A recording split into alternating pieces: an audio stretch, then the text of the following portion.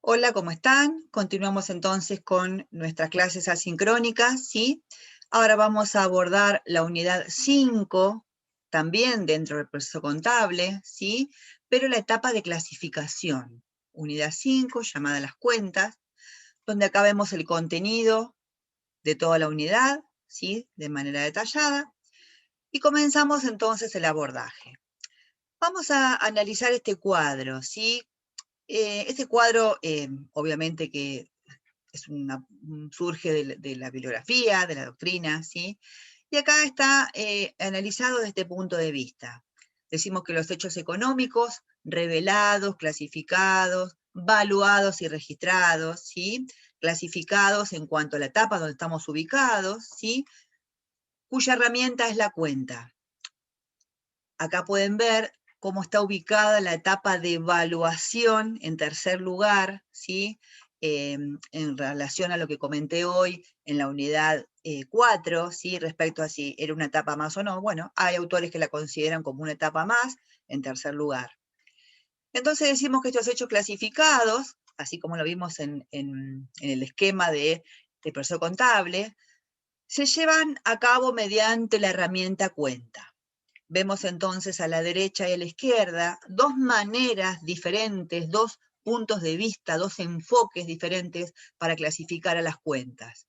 Uno de ellos es, según la naturaleza de las cuentas, y decimos que tenemos cuentas patrimoniales, que son las representativas de elementos del activo, del pasivo y del patrimonio neto, cuentas de resultados, positivos y negativos, ¿sí? Representativas de los ingresos y egresos, cuentas de orden o neutras o eventuales, que son aquellas que vimos cuando mencionamos aquellas operaciones neutras o contingentes, que forman parte, forman una identidad totalmente separada de la igualdad patrimonial, pues no afectan el patrimonio, pero sí pueden llegar a hacerlo, ¿sí? Esa manera de mostrar esa situación, por ejemplo, respecto de bienes de terceros en poder del ente, ¿sí? Y por otro lado tenemos otra manera de clasificar las cuentas, desde su contenido, desde su ámbito, desde su extensión, y ahí decimos que tenemos cuentas, según su grado de análisis también podemos decirlo, cuentas recompuestas, compuestas, sintéticas o colectivas, e individuales o analíticas. Acá vemos una triangulación que se forma entre las cuentas, el plan de cuentas y el manual de cuentas. Vamos a ver que estas dos herramientas contables, que son el plan de cuentas y el manual de cuentas, ¿sí? La vinculación que tienen con las cuentas. Bien, decimos entonces que ya estamos en la etapa de clasificación, para sistematizar, para ordenar, ¿sí? Los hechos económicos que ya fueron captados, ya fueron revelados, ¿sí? Por el sistema de información contable, se utilizan unidades formales de registración. Esa es una definición de cuentas, llamadas cuentas, ¿sí?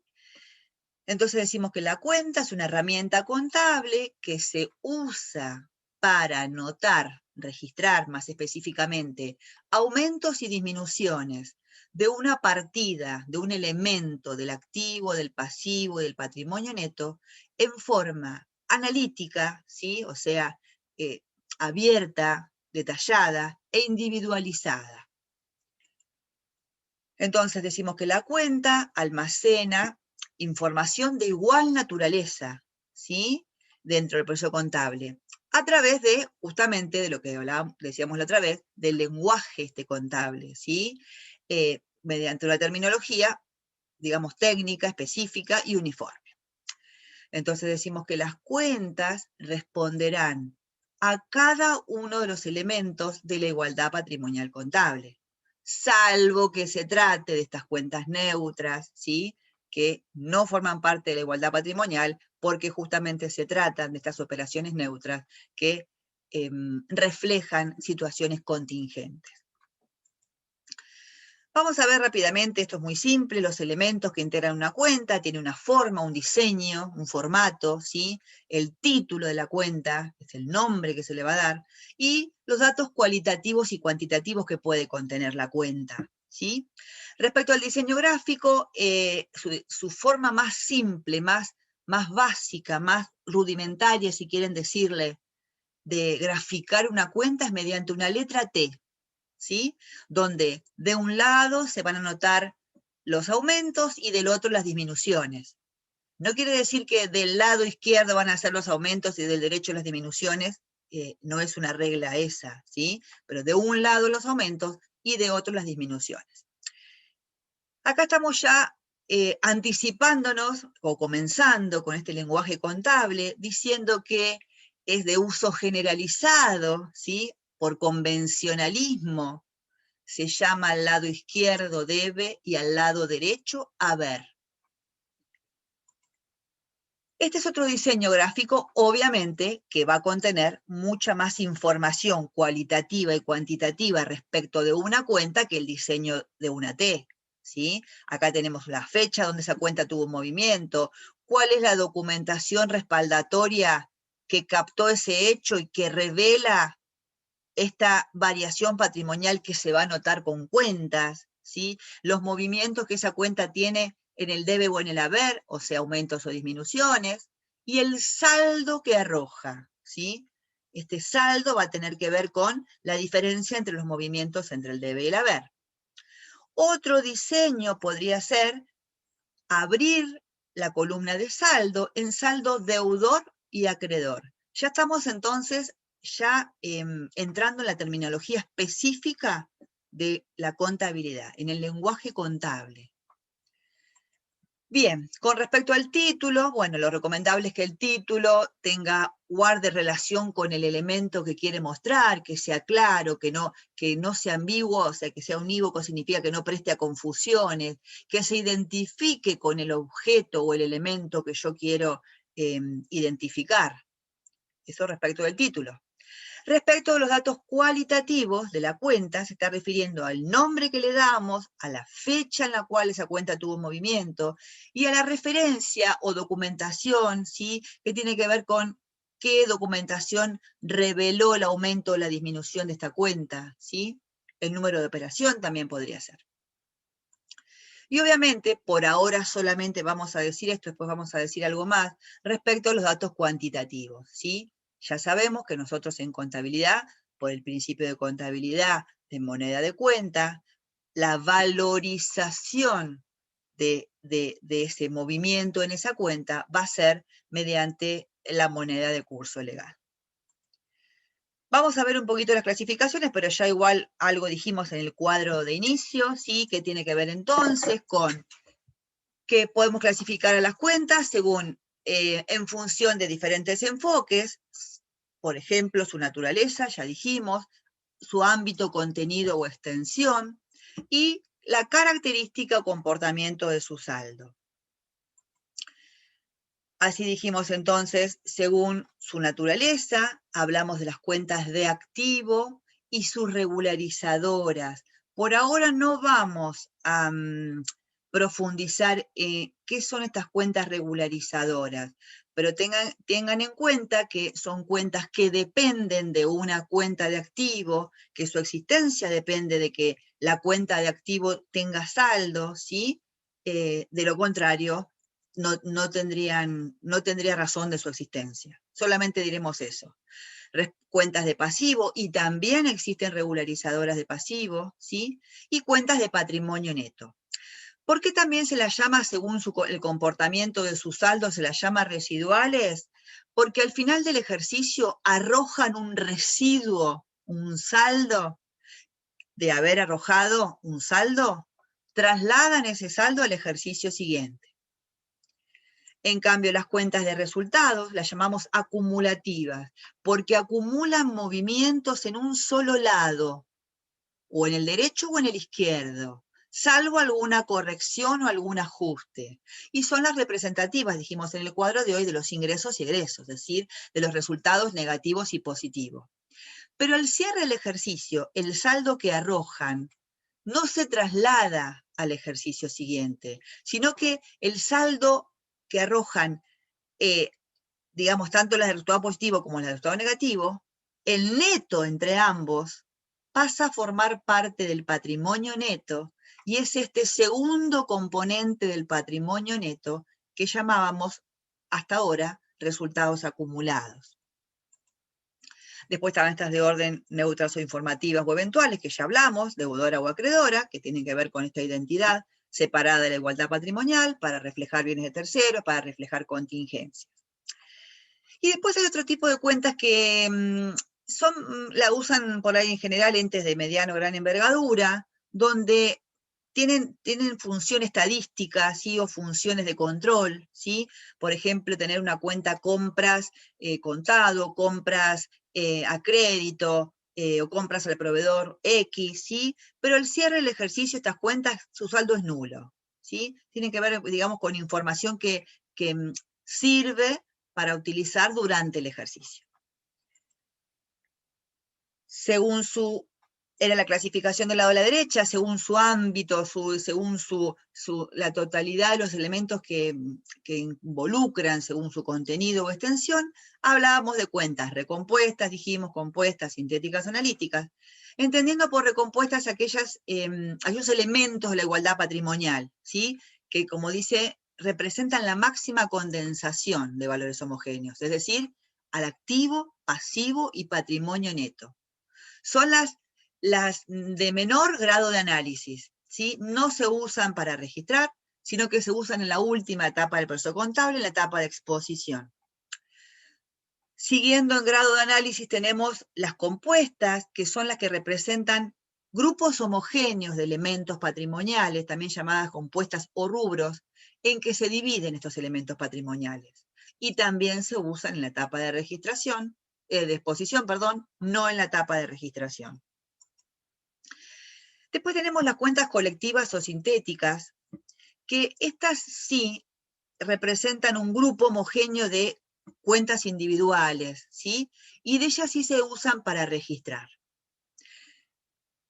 Y las cuentas individuales o analíticas o simples, que son a su vez una desagregación de las cuentas colectivas que están, digamos, en el conjunto que representan, ¿sí? Y también se utilizan para registrar. Quiero rescatar esta cuestión importante, que existen otras opiniones respecto de esta clasificación. Hay quienes consideran que las cuentas colectivas o sintéticas, ¿sí? Son las cuentas representativas de los rubros y no se utilizan en la registración.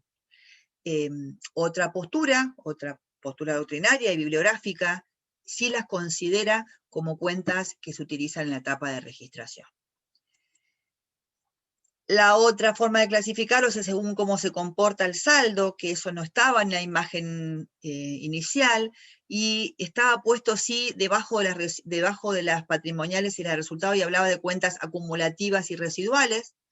Acumulativas decimos que son todas las cuentas de resultado y algunas cuentas patrimoniales. Digamos, ya lo decimos, ¿cuáles patrimoniales? Las que tienen función regularizadora, son acumulativas. Y en cambio, cuentas residuales son aquellas que arrojan un residuo entre los movimientos al debe y al haber, y son las cuentas patrimoniales.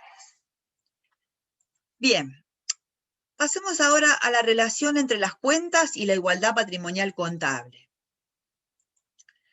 Bueno, decimos entonces que todas las operaciones o hechos económicos, internos y externos, pueden registrarse con anotaciones en cuentas que responden ¿a qué? A la igualdad patrimonial contable.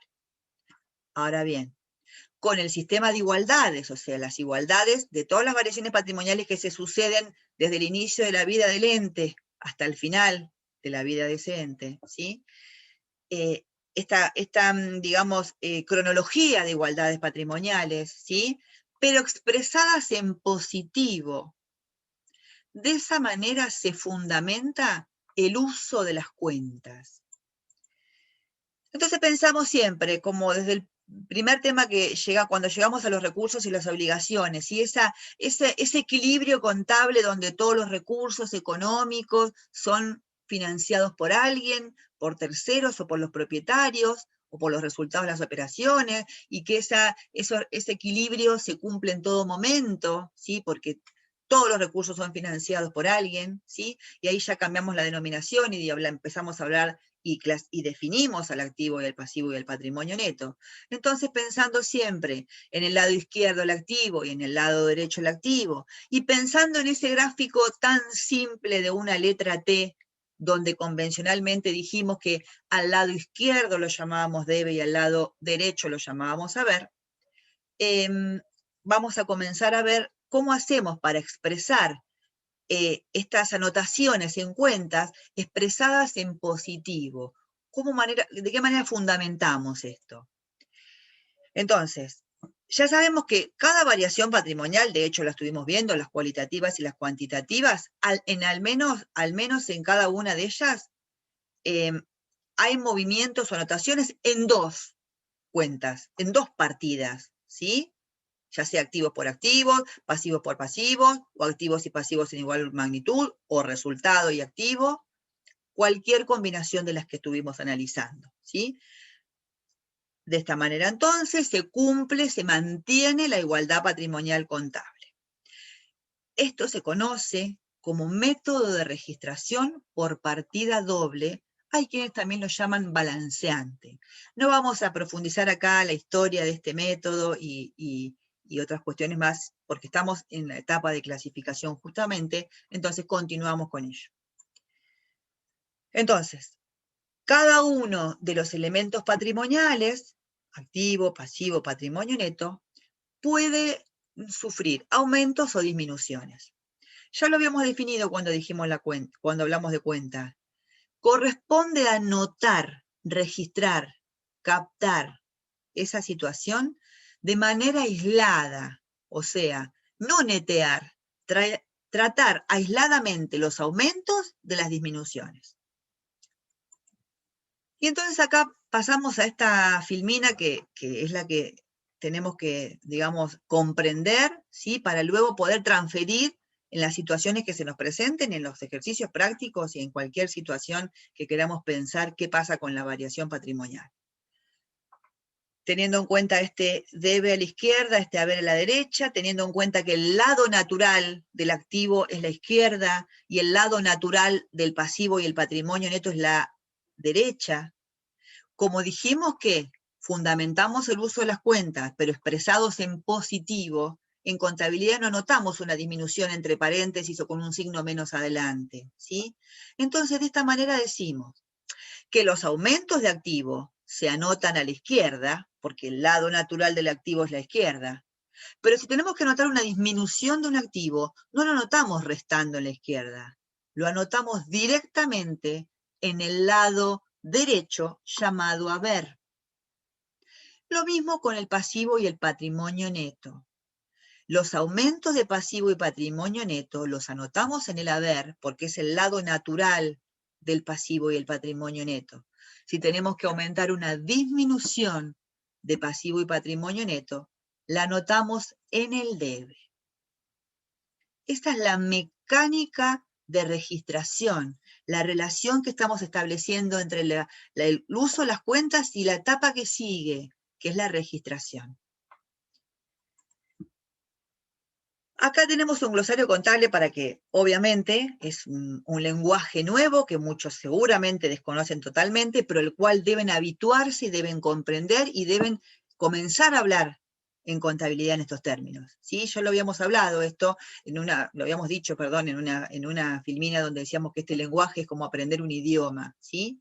Entonces, bueno, esto de evitar una cuenta, anotarla en el debe, acreditar una cuenta, anotarla en el haber, ¿sí? Por ahí de evitar y debe se parece más, acreditar con haber no se parecen, pero bueno, es la terminología que tenemos que utilizar. Saldo de una cuenta, la diferencia entre los movimientos al debe y al haber, o sea, la diferencia entre los débitos, que son los movimientos al debe, y los créditos, que son los movimientos al haber, ¿sí? Créditos, una de las tantas acepciones que tiene este vocablo, este concepto, ¿sí? El concepto créditos tiene varias acepciones. Hay que tener mucho cuidado. Acá estamos adoptando en este momento la acepción que un crédito en una cuenta es una anotación que se hace en la cuenta en el haber. Así se lo llama. Saldo deudor, ocurre cuando la totalidad de las anotaciones en el debe, llamados débitos, son mayores a la totalidad de las anotaciones en el haber, llamada crédito. En cambio, saldo acreedor de una cuenta es cuando la totalidad de los movimientos anotados en el haber, llamados créditos, son mayores a la totalidad de los movimientos anotados en el debe, llamados débitos. Saldar una cuenta. Esto ocurre por diferencia entre el saldo inicial que tenía la cuenta, si una cuenta que trasladaba su saldo al ejercicio siguiente, y los débitos y créditos que tuvo durante el ejercicio, el saldo final es igual a 0 porque igualaron los movimientos. Eso significa que la cuenta está saldada, o sea, saldo 0 o saldo nulo. Y acá tenemos unas 6 premisas de la partida doble, ¿sí? De este método de registración balanceante, ¿sí? Bueno, muy relacionado con lo que tuvimos de la terminología que hablamos recién del glosario. Las cuentas de la izquierda, o sea, las cuentas de activo y resultados negativos. ¿Por qué? Porque el resultado negativo es una disminución de patrimonio neto. No la podemos anotar en el lado derecho entre paréntesis o con un signo menos. Directamente los resultados negativos los anotamos en el debe como si lo hubiésemos pasado de término, ¿sí? Entonces, decimos que las cuentas de la izquierda que se inician, su primera anotación es en el debe y su saldo debe ser deudor, o puede ser 0, obviamente que puede ser nulo. En cambio, las cuentas de la derecha tienen su primera anotación en el haber, se acreditan, ¿sí? Y su saldo debe ser acreedor, o sea, los movimientos al haber deben ser mayores que los movimientos al debe, y estamos refiriéndonos a las cuentas de pasivo, patrimonio neto y los resultados positivos. ¿Por qué? Porque los resultados positivos son aumentos patrimoniales, y el patrimonio neto está del lado derecho. Los aumentos en las cuentas de la izquierda se debitan y las disminuciones se acreditan. Y sí, si las cuentas de la izquierda de activo y de resultado negativo se inician con anotaciones en el lado izquierdo, se inician o aumentan. Si las quiero disminuir, las anoto a la izquierda. Ya hemos visto que el activo que disminuye no lo anotamos en el debe, lo anotamos en el haber, ¿sí? Los aumentos en las cuentas de la derecha se acreditan, lo contrario a lo recién, y las disminuciones se debitan. Y en cada operación, donde dijimos que cada variación patrimonial interviene en al menos 2 cuentas, pero pueden intervenir 18 cuentas distintas, entre tantas del lado derecho o del lado izquierdo, o tal vez 2 en el lado izquierdo y 16 en el lado derecho, pero mientras la sumatoria de ambos movimientos al debe y al haber coincidan, la igualdad se va a cumplir. Por eso decimos que el total de los débitos debe ser igual al total de los créditos. El total de las anotaciones al debe debe ser igual al total de las anotaciones al haber. Y por último decimos que la suma de la totalidad de los saldos deudores, ¿sí? Saldos deudores de las cuentas, debe igualar a la totalidad de los saldos acreedores.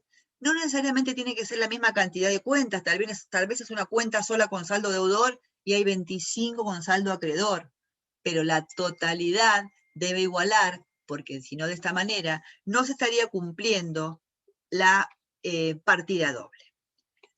Bien, seguimos. Habíamos visto en la imagen esa triangulación de las cuentas, plan de cuentas y manual de cuentas, ¿sí? Vamos a ver qué es cada una de estas dos herramientas contables. El plan de cuentas es esta herramienta tiene que ver con digamos, un ordenamiento, ¿sí? Sistemático de todas las cuentas que son utilizadas en la registración, ¿sí? En la registración y en la exposición. Por eso decimos que es una herramienta contable o un soporte, como dice acá, auxiliar del sistema de información contable. ¿Qué requisitos debe cumplir? Y bueno, obviamente, estar ordenado, estar completo, o sea, que tenga todas las cuentas que se van a necesitar en la registración, que la terminología sea comprensible, pero eso tiene que ver con este lenguaje que decíamos hoy, que el título de la cuenta debe ser claro, unívoco, coherente, que no debe prestar a confusión. Lo mismo pasa para el plan de cuentas, obviamente. Y la flexibilidad tiene que ver con la posibilidad de ir agregando cuentas a medida que aparecen situaciones, hechos económicos que no habían ocurrido antes, pero que pueden llegar a ocurrir. Sepamos que el plan de cuentas se prepara, se confecciona al inicio de la vida del ente y debe ser lo suficientemente flexible que permita ir incorporando cuentas a medida que aparezcan o ir dando de baja cuentas que no se utilizan más. O sea, debe analizarse anualmente la vigencia del plan de cuentas para tener justamente mucho más ordenado todo el sistema de información contable. ¿Qué hay que tener en cuenta para confeccionarlo? Bueno, en principio, el tipo de ente, si es un ente con, sin fines de lucro, si hay cuentas específicas para cada uno de los socios, o la cuenta que representa el capital social, el nombre, cómo se llamará, a qué se va a dedicar el ente, si es una empresa industrial, comercial, si es prestadora de servicios, ¿sí? O sea, si fabrica o no fabrica, si tiene varias sucursales para ver cuántas, por ejemplo, cajas va a manejar, ¿sí? Y además, y no por estar a lo último es de menor importancia, las normas técnicas y legales vigentes, ¿sí?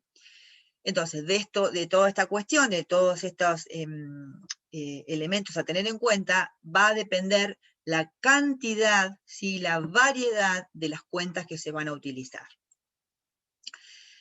Los planes de cuentas se codifican. Esto tiene que ver con el medio de registración, ¿sí? Es muy importante tener en cuenta esto cuando el medio de registración es computarizado. ¿Qué significa codificar una cuenta? Significa reemplazar el nombre de la cuenta por algún símbolo, ¿sí? Que puede ser letras, números o números y letras. Entonces decimos que hay codificaciones numéricas, alfabéticas, alfanuméricas, ¿sí? De esta manera, con este código que va a tener cada cuenta en el plan de cuentas, acelera o facilita o minimiza el tiempo de trabajo en la carga de la información. Bueno, la codificación obviamente tiene que justamente cumplir prácticamente los requisitos del plan de cuentas, tener una codificación sencilla, fácil de implementar, flexible, racional, o sea que esta racionalidad tiene que ver con la forma de agrupar las cuentas, ¿sí? Y de esta manera integrar los rubros. Existen muchos sistemas de codificación, pero yo me animo a decir que el 99, algo por ciento de los entes utilizan el sistema de codificación que se llama numérico decimal, ¿sí? Es obviamente totalmente numérico, no hay letras, o sea, no tiene ninguna letra del alfabeto, y es muy sencillo su puesta en marcha, ¿sí? Bien, ¿en qué consiste? Consiste en tener en cuenta la clasificación de las cuentas según su ámbito o extensión y partir de un dígito para la cuenta recompuesta e ir agregando dígito a medida que aumenta el grado de detalle de las cuentas, ¿sí? Hasta llegar a la más analítica. Veamos un ejemplo muy simple. Por ejemplo, esto quisiera aclarar que en nuestro país no hay una obligatoriedad de utilizar un plan de cuentas nacional como sí lo hay en otros países, ¿sí? O sea, cada ente puede elegir ponerle el dígito 1 al activo o ponerle el dígito 3, no hay, ¿sí? Una obligatoriedad respecto a eso. Sí hay obligatoriedad respecto a otras cuestiones. Bueno, por ejemplo, podría ser entonces. Estas cuentas que dijimos que eran las representativas de los elementos patrimoniales, asignándole 1 al activo, 2 al pasivo, 3 patrimonio neto, 4 a las cuentas de resultado, 5 a las cuentas de orden, ¿sí? Vamos a ver entonces cómo esta segregación se va abriendo. Pero antes de pasar a las compuestas, pasamos por esta clasificación que no es ni compuesta, ni sintética, ni analítica, tiene que ver con una obligatoriedad, ¿sí?, que emana de la normativa contable y la normativa legal. La normativa contable, una resolución técnica que es de la profesión contable, y legal, que así lo indica también la Ley General de Sociedades. Esto tiene que ver con clasificar al activo en corriente y no corriente, y al pasivo en corriente y no corriente. Esto debe ser así porque así luego va a tener que exponerse la información contable allá en la última etapa del proceso, en los estados contables, ¿sí? Entonces, esto no correspondería a una clasificación de compuestas, sino a un criterio normativo contable y legal. Ya quiero aclarar que hay bibliografía que considera a esta parte de la clasificación como compuesta. No estoy de acuerdo con esa situación, pero la bibliografía es bibliografía de programa y bueno, es otra postura. Bien. ¿Qué entendemos por activo corriente? En el activo corriente van a estar todos aquellos elementos del activo que son efectivo o que se espera se convertirán en efectivo dentro de los próximos 12 meses contados a partir del cierre del ejercicio. Por contraposición, la misma norma dice que son activos no corrientes aquellos que no son corrientes. ¿Sí? Respecto a la apertura de pasivo en corriente y no corriente, se consideran pasivos corrientes aquellas obligaciones vencidas o que vencerán dentro de los 12 meses contados a partir del cierre del ejercicio, que es el momento donde se muestra esta información con esta apertura, y esos van a ser entonces pasivos corrientes. Serán pasivos no corrientes aquellos pasivos que no son corrientes. Ahora sí seguimos entonces con nuestra postura de segundo paso, donde ya estamos en las cuentas compuestas o representativas de los rubros, ¿sí? Por ejemplo, una cuenta compuesta que representa un rubro, que es un grupo homogéneo de cuentas, es caja y bancos. Vean cómo le agregamos un dígito, no mencioné esto en la filmina anterior, pero bueno, creo que fue claro, ¿sí? Si llamábamos al activo 1, 1, 1 activo corriente, 1, 2 activo no corriente. Lo mismo para el pasivo, ¿sí? Respecto a las compuestas, bueno, ya habíamos dicho un dígito para el corriente y ahora agregamos un nivel más de detalle. Se agrega, empezamos con una máxima condensación de valores homogéneos, que es el activo, agregamos un nivel más de detalle, ¿sí? El rubro caja y banco, que estaría primero porque es el rubro más líquido del activo, ¿sí? Y de esta manera, en el activo corriente van a estar ubicados los rubros por grado decreciente de liquidez. Entonces seguiría otro rubro del activo donde va a haber otras cuentas compuestas, sintéticas analíticas, las inversiones corrientes, ¿sí? Sería 1, 1, 2.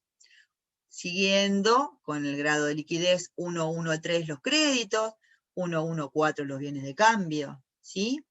Y ahora sí, bajo este criterio y esta postura adoptada, asignamos un dígito a las cuentas colectivas y sintéticas, que muchos consideramos que se utilizan en la registración, y ahí sí entonces podríamos, en el rubro caja y bancos, la cuenta 1111 caja. En cambio, la cuenta 1112, Banco Moneda Nacional. 113, bancos en moneda extranjera. ¿Sí? Y siguiendo con nuestra apertura conceptual en grado de análisis, ya acá la cuenta caja sería la que recolecta información de, por ejemplo, caja sucursal 1, caja sucursal 2, fondo fijo, ¿sí? Miren este detalle. En lugar de agregar un solo dígito, agregamos 2, por si consideramos que vamos a abrir más de 9 sucursales, 15 sucursales. Si nosotros tenemos previsto una apertura, ¿sí?, de muchas sucursales y agregásemos un solo dígito, ¿cuántas cuentas nos permitiría abrir analíticas dependientes de la cuenta sintética caja? Nos permitiría abrir 9. Si nosotros agregamos 2 dígitos, nos va a permitir abrir 99. Y si agregamos 3 dígitos, bueno, y así sucesivamente, ¿sí? Lo mismo para la cuenta bancos en moneda nacional. Si pensamos abrir varias cuentas corrientes en varios bancos, o más de una cuenta corriente en más de un banco, porque están en distintas localización geográfica, ¿sí? No me salía.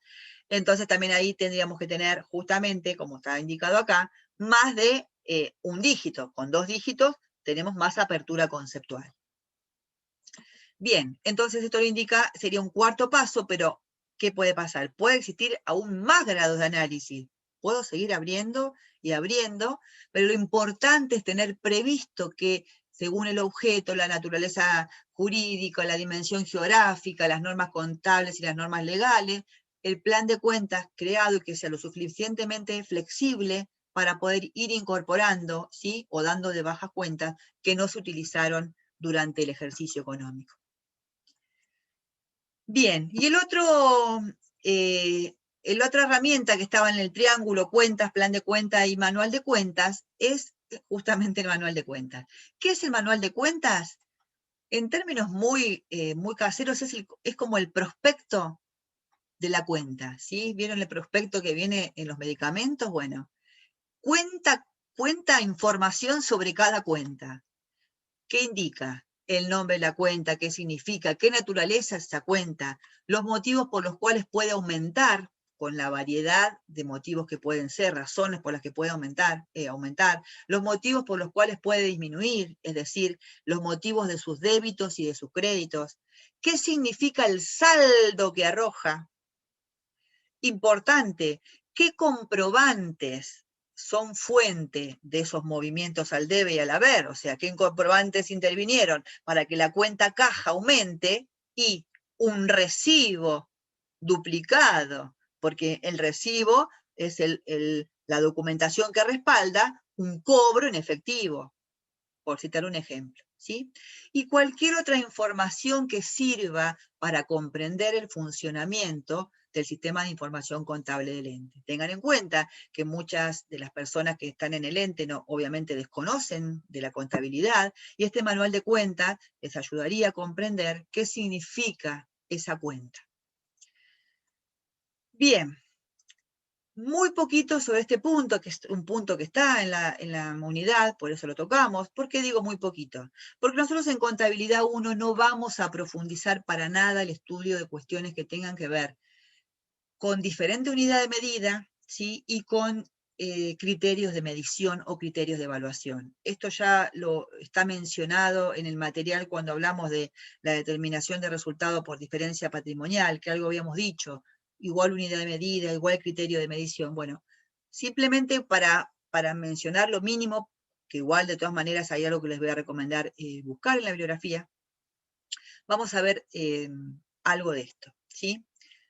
Si nos ubicamos y recordamos que dentro de la definición de activo y de pasivo decía a los elementos del patrimonio, activos y pasivos, para considerarlos activos y pasivos, debe existir la posibilidad de asignarle valor sobre bases objetivas, o sea, no subjetivas, y posibles de verificarse, ¿sí?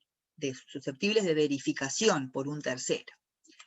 Decimos entonces que el valor que se les asigna a estos activos y pasivos, consecuentemente el patrimonio, en igual unidad de medida, permite identificar la variable o la dimensión cuantitativa de los bienes, derechos y obligaciones de un ente.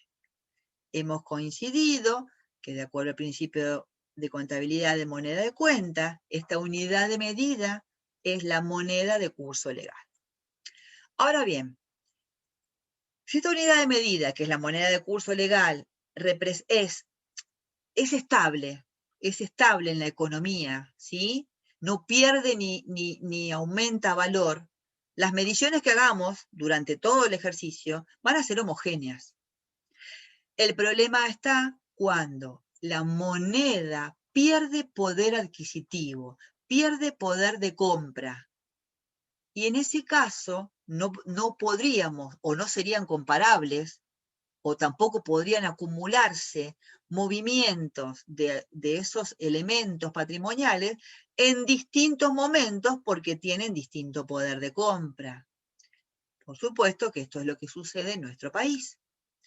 Entonces, si eso ocurriese, debería considerarse estos efectos que provoca tanto la inflación como podría ser la deflación, seguramente en la introducción a la economía van a profundizar de esta situación, y deberían corregirse, ajustarse los valores del patrimonio. Si esto no se ajusta, genera distorsiones en la información contable, porque estamos acumulando movimientos de elementos patrimoniales con distinto poder de compra en distintos momentos, ¿sí? Entonces, esta no homogeneización por la falta digamos, de que la moneda no es estable, ¿sí? Genera distorsiones en la información contable. Lo que dije acá entonces, en Contabilidad 1 no nos ocuparemos de estas cuestiones que tengan que ver con diferente unidad de medida, sino que haremos cada medición contable en moneda del poder adquisitivo del momento en el cual se produjo la variación patrimonial.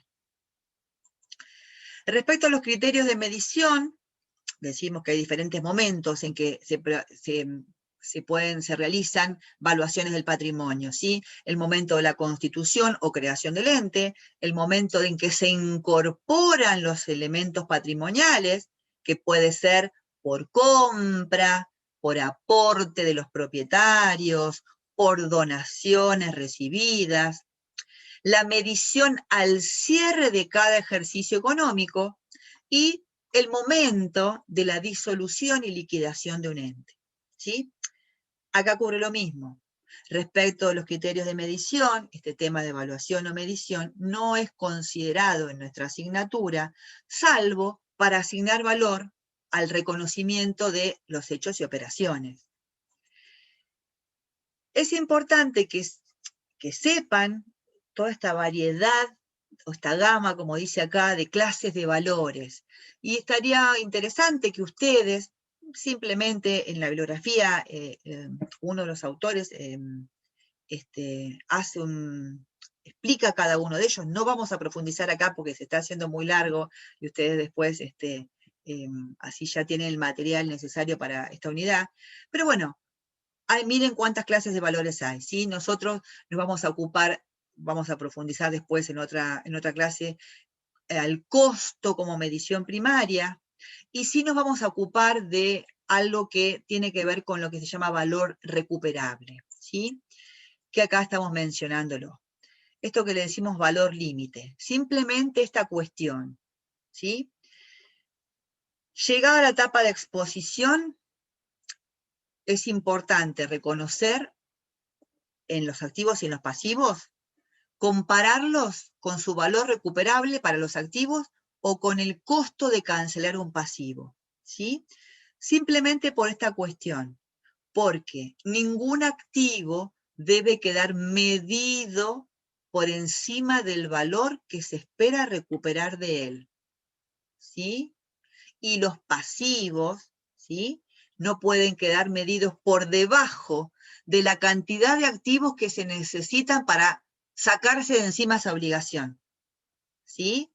Entonces, esta premisa, este criterio, debe ser analizado al momento del cierre de ejercicio, cuando tenemos todas las mediciones de los activos y pasivos que fuimos incorporando durante el ejercicio, a su costo, que es la que vamos a analizar, y simplemente ver si, por ejemplo, en el caso de las mercaderías, al cierre de ejercicio están medidas a su costo, porque de hecho así las fuimos anotando, ¿sí? Y si esas mercaderías, por ellas yo podría obtener un menor valor a su costo, deberíamos reconocer ese resultado negativo, ¿sí? pues esto determina el valor recuperable de ella. Bien, no quiero profundizar más por este tema, sino simplemente presentarlos, que se les generen dudas, inquietudes, y que de esto después en sus clases sincrónicas con sus profesores retomen estos temas y bueno, consulten y trabajen o en grupo sobre todas las cuestiones que les han resultado un poco complicadas. Así que bueno, por ahora nada más. Por ahora terminamos esta, acá tenemos entonces la bibliografía, bueno, que la van a tener ustedes, la van a ver después en el material, porque además del video lo subo las filminas en presentación, así que bueno, entonces nos estamos viendo en la próxima unidad, ¿sí? Bueno, nos vemos.